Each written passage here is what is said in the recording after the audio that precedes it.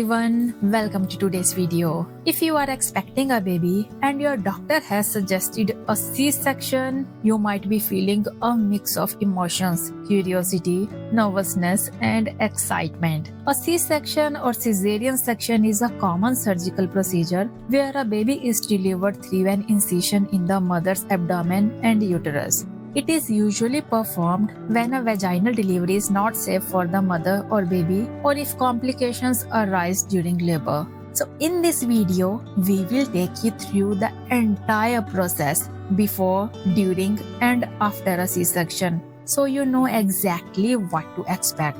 So let's get started. First, we will talk about before the C-section procedure, and that is hospital preparation.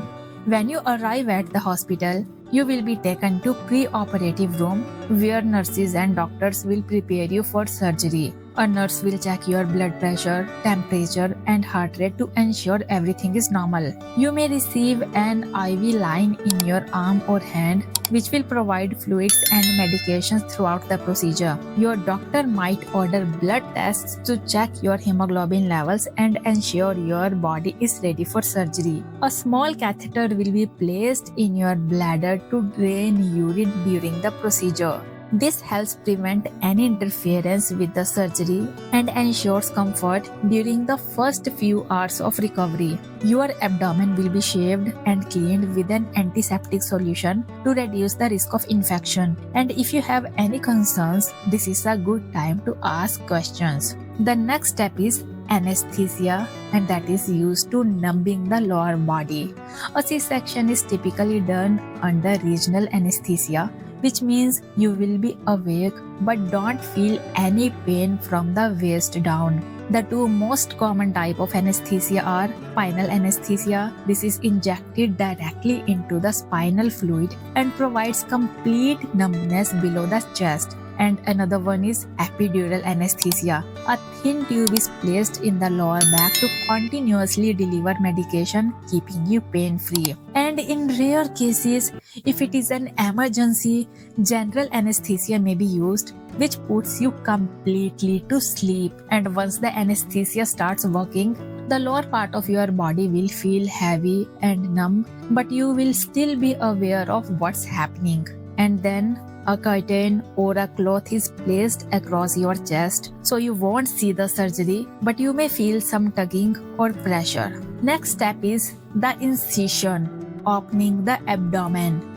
Once the anesthesia is effective, the doctor will begin making the incision. This type of cut heals well and reduces the chances of complications in future pregnancies. And in rare cases, a vertical incision may be made, especially in emergency situations. The doctor carefully cuts through the skin, fat layers and abdominal muscles to reach the uterus. And then each layer is opened carefully to ensure minimal damage and ease the recovery process.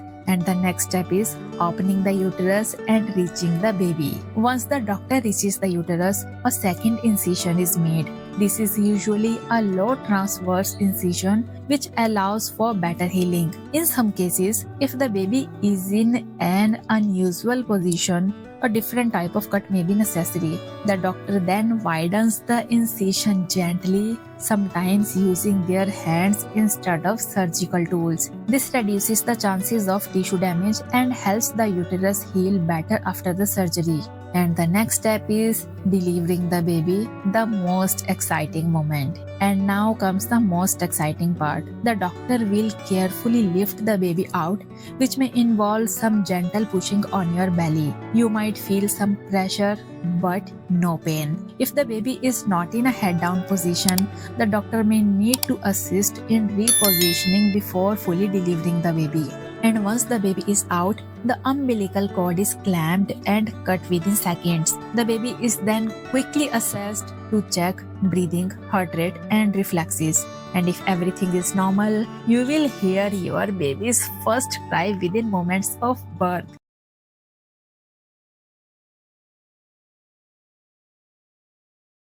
And this is an unforgettable time.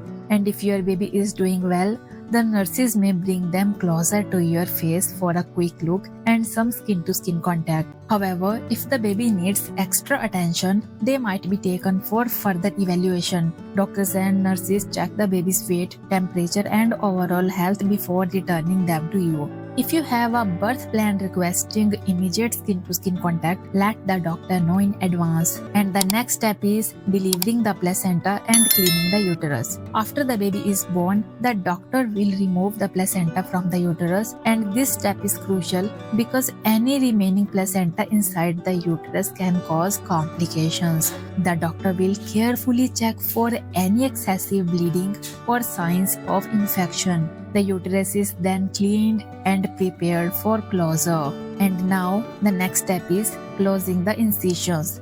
The doctor will begin closing all the layers that were opened. First, the uterus is stitched using dissolvable stitches, and then the abdominal muscles and tissue layers are carefully sewn back together. And finally, the skin incision is closed with stitches, staples, or special surgical glue. The entire closure process takes around 30 minutes, while the total surgery typically lasts between 45 minutes to an hour. And after the surgery, you will be moved to a recovery room where nurses will monitor your vital signs, pain levels, and bleeding. Your legs may still feel numb from the anesthesia, but movement will gradually return. You will be given pain medications through the IV to keep you comfortable. A nurse will encourage you to move your legs to improve circulation and prevent blood clots. And you might feel mild cramping, which is normal as the uterus begins to shrink back to its normal size. And last step is hospital stay and recovery. Most women stay in the hospital for 2 to 4 days after a C-section. Doctors and nurses will help you with pain management, wound care, and breastfeeding support. It is important to start walking as soon as possible to prevent blood clots and speed up recovery. Your doctor will provide instructions on how to care for your incision at home. Avoid lifting heavy objects and take it easy for the first 6 weeks after surgery. Most women fully recover in about 6 to 8 weeks, but everyone heals at their own pace. So this is the full C-section guide for you.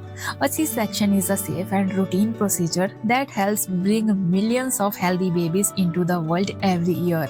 Understanding what happens step by step can help you feel more prepared and confident. If you are scheduled for a C-section or considering one, talk to your doctor about any concerns you may have. So that's it for today. Thank you for watching. Make sure to like this video and subscribe for more helpful health content. Take care and stay healthy. Bye-bye.